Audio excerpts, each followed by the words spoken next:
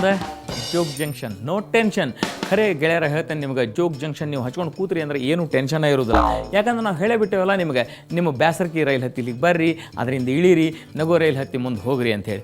ಹೀಗಾಗಿ ನೀವು ನೋಡ್ಕೊತಾನೆ ಇದ್ದೀರಿ ಜೋಗ್ ಜಂಕ್ಷನ್. ಜೋಗ್ ಜಂಕ್ಷನ್ನಾಗ ಇವತ್ತು ಶಂಕರ್ ಕೊಣ್ಣೂರ್ ಅನ್ನೋರು ಒಂದು ಜೋಕನ್ನು ಕಳಿಸ್ಯಾರ.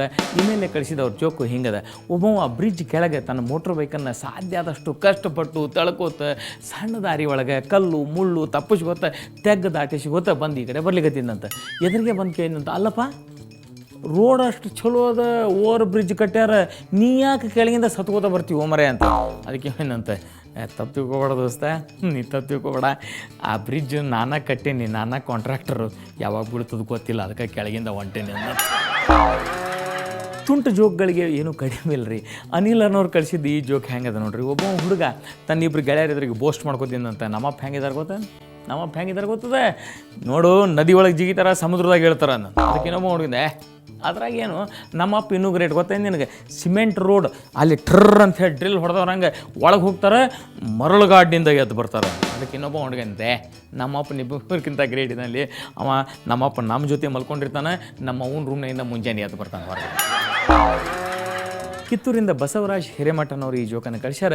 ಒಂದು ಕಾರ್ ಆಕ್ಸಿಡೆಂಟ್ ಆತಂತ. ಆ ಕಾರ್ ಆಕ್ಸಿಡೆಂಟ್ ಆದ ಕೂಡಲೇ ಅದರ 3 ಮಂದಿ ಗೆಳೆಯರಿದ್ದರು, 3 ಮಂದಿ ಸತ್ತು ಕೂಡಲೇ ದೇವರು ತನ್ನ ಹತ್ರ 3 ಮಂದಿನ ಕರೆಸ್ಕೊಂಡ. ಅವ್ರಿಗೆ ಕೇಳ್ದ, ಅಲ್ಲಪ್ಪ ಈಗ ಅಕಸ್ಮಾತ್ ನಿಮ್ಮ ಸಂಬಂಧಿಕರು ನಿಮ್ಮ ಬಗ್ಗೆ ಏನು ಹೇಳ್ತಾರೆ ಅಂತ ನಿಮಗೆ ಕೇಳ್ಬೇಕು ಅನ್ಸ್ಯದ ಹೇಳ್ರಿ, ಅಂದ್ರೆ ನಿಮ್ಮ ಸಂಬಂಧಿಕರು ನಿಮ್ಮ ಬಗ್ಗೆ ಏನು ಮಾತಾಡ್ಬಹುದು ಅಂತಂದ್ರಿ.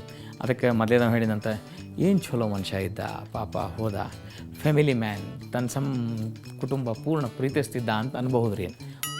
Very good. ಸರಿ, ಎರಡನೇದೊಂದಕ್ಕೆ ನಿನಗೇನು ಏನ್ರಿ, ಮನುಷ್ಯ ಚಲೋ ಇದ್ದ, ಡಾಕ್ಟರ್ ಚಲೋ ಡಾಕ್ಟರ್ ಇದ್ದ, ಕೈಗುಣನೂ ಚಲೋ ಇತ್ತು ಅನ್ನಿಸ್ತದೆ, ಹಿಂಗೆ ಅವ್ರು ಮಾತಾಡ್ಕೋದ್ರೆ ನಂಗೆ ಚಲೋ ಅನ್ನಿಸ್ತದೆ ರೀ. ಮತ್ತು ಮೂರನೇದವ್ರನ್ನ ಕೇಳಿ, ನಿನಗೇನು ಅನ್ನಿಸ್ತದೆ? ಏನಿಲ್ಲ, ಅವರೆಲ್ಲರೂ ಕೂಡಿ ನನ್ನ ದೇಹ ನೋಡಿ ಅಳಿಗಾಡ್ಲಿಕ್ಕೆ ಹತ್ತಾನ ನೋಡು, ಮತ್ತೆ ಎದ್ದು ಬರ್ತಾನೋ ಏನೋ ಅಂತ ಅನ್ಬೇಕ್ರಿ ಅಂತ.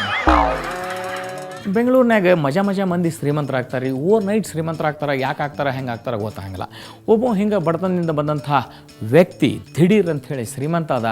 ಮರುದಿವಸ ಹೋಮ್ ಅಪ್ಲಯನ್ಸಸ್ ಅಂಗಡಿಗೆ ಹೋದ. ಅವಾಗೇನೋ ಸಾಮಾನು ತೊಗೋಬೇಕಾಗಿತ್ತು. ಆ್ಯಕ್ಚುಲಿ ಅವ್ನು ಟಿ ವಿ ಖರೀದಿ ಮಾಡ್ಬೇಕಾಗಿತ್ತು. ಅದಕ್ಕೆ ಅವ್ನು ಹೋಗಿ ಆ ಅಂಗಡಿಯವನು ಕೇಳ್ದ, ಈ ಟಿ ವಿ ಎಷ್ಟು ಕೊಡ್ತೀನಿ? ಅದಕ್ಕೆ ಅವ ಅಂಗಡಿ ಹೇಳ್ದ, ನಾವು ಹಿಂಗೆ ದಡ್ರಿಗೆ ಮೂರ್ಖರಿಗೆ ಏನು ಮಾರಂಗಿಲ್ಲ ರೀ, ನೀವು ಹೋಗ್ರಿ ಅಂತಂದ. ಸರಿ, ಇವ್ ಮನೆಗೆ ಬಂದ, ಹಂಗೆ ಯಾಕೆ ಅಂದವ ನನಗೆ ಅಂತ ವಿಚಾರ ಮಾಡ್ದ. ಸೊ ಈ ಸರ್ತಿ ಅವ ಡ್ರೆಸ್ ಚೇಂಜ್ ಮಾಡಿಬಿಟ್ಟ, ಜುಬ್ಬ ಹಾಕ್ಕೊಂಡ, ಪೈಜಾಮ್ ಹಾಕ್ಕೊಂಡ, ಸ್ವಲ್ಪ ಗಡ್ಡ ಹಚ್ಕೊಂಡ. ಆಮೇಲೆ ಮತ್ತೆ ಹೋಗ್ತದ, ನೋಡಿ ಸ್ವಾಮಿ, ಈ ಟಿ ವಿ ಎಷ್ಟು ಕೊಡ್ತೀರಿ? ನಾ ಹೇಳಲಿಲ್ಲ ಮೂರ್ಖರಿಗೆ ದಡ್ರಿಗೆ ಏನು ಕೊಡಂಗಿಲ್ಲ ನಾವು ಅಂಗಡಿಯಾಗ ಅಂಥೇಳಿ, ನಡೀನಿ ಅಂತ. ಸರಿ, ಮತ್ತು ಮರುದಿವ್ಸ ಬೇರೆ ಈ ಸರ್ತಿ ಡ್ರೆಸ್ಗೆ ಚೇಂಜ್ ಮಾಡಿದಂತೆ. ಈ ಸರ್ತಿ ಒಂದು ಸ್ವಲ್ಪ ಕೋಟು ಸೂಟು ಬೂಟು ಹಾಕ್ಕೊಂಡು ಸ್ವಲ್ಪ ಶ್ರೀಮಂತರಂಗಾಗಿ ಇನ್ನೂ ಸ್ವಲ್ಪ, ಅಂದರೆ ಯಾಕಂದ್ರೆ ಮೋಸ್ಟ್ಲಿ ಬಡವ್ರಿಗೆ ಏನು ಕೊಡ್ಲಿಕ್ಕಿಲ್ಲ ಅಂತೀವಿ. ಮತ್ತೆ ಅಂಗಡಿಗೆ ಹೋದಂತೆ, ಮತ್ತೆ ಕೇಳಿದಂತೆ, ಅಲ್ಲಪ್ಪ ಈ ಟಿ ವಿ ಎಷ್ಟು ಕೊಡ್ತೀವಿ? ಹೇಳಿದ್ರೆ ತೀತ ಇಲ್ಲ ನಿನಗೆ, ನಾವು ಮೂರ್ಖರಿಗೆ ದಡ್ರಿಗೆ ಏನು ಕೊಡಂಗಿಲ್ಲ ಅಂತ, ನಡೀದ ಕಡೆ. ಅದಕ್ಕೆ ಈ ಸರ್ತಿಂದ ನೀ ಏನು ಕೊಡಲಿಲ್ಲ ಅಂದ್ರೆ ಕೊಡಲಿಲ್ಲ, ನಡೀತದ ನನಗೆ, ಆದ್ರೆ ನಾನು ಮೂರ್ಖ ದಡ್ಡ ಅಂತ ಹೆಂಗೆ ಕಡ್ಡಿ ಹಿಡಿತೀನಿ. ಅದಕ್ಕೆ ಅವನ್ನ, ಸರ್ ನೀವು ಹಗಲೆಲ್ಲ ಬಂದು ಆ ಮೈಕ್ರೋವೇವ್ ಅಂತ ತೋರಿಸಿ ಟಿ ವಿ ಎಷ್ಟು ಕೊಡ್ತಿ ಅಂತ ಕೇಳಿದ್ರೆ ಏನು ಹೇಳ್ಬೇಕ್ರಿ? ಗೆಳೆಯರ, ಈಗ ಬ್ರೇಕ್ ತೊಗೊಳ್ಳೋ ಟೈಮ್ ರೀ. ನೋಡಿರಿ, ನೀವು ಎಲ್ಲಿ ಹೋಗ್ಬೇಡ್ರಿ ದಯವಿಟ್ಟು, ಯಾಕಂದ್ರೆ ನಾನು ಮಸ್ತ್ ಜೋಕ್ಗಳನ್ನು ನಿಮ್ಮ ಸಲುವಾಗಿ ಕಾಯ್ಕೊಂಡು ಒಂದು ಸಣ್ಣ ಬ್ರೇಕ್ ತೊಗೊಂಡು ವಾಪಸ್ ಬರ್ತೀನಿ ನಿಮಗೆ ಜೋಕ್ ಹೇಳಲಿಕ್ಕೆ. ಮುಂದೆ